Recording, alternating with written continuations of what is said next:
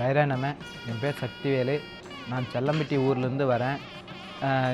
ஒரு 5 வருஷத்துக்கு முன்னாடி நான் இங்கே 11வது 12வது சாமி என்னை படிக்க வச்சார்.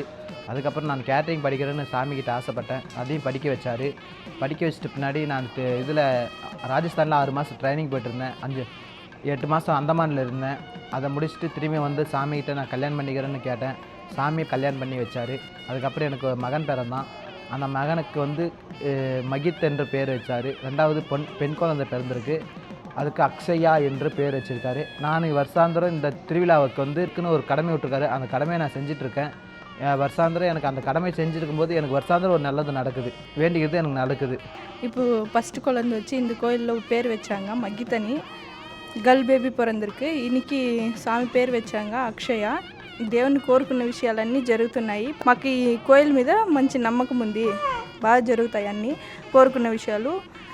ఎందుకంటే ఇక్కడ పేరు వచ్చినందుకు నా కూతురికి కానీ నా కొడుకు కానీ స్వామి పెట్టినందుకు నాకు చాలా సంతోషంగా ఉంది.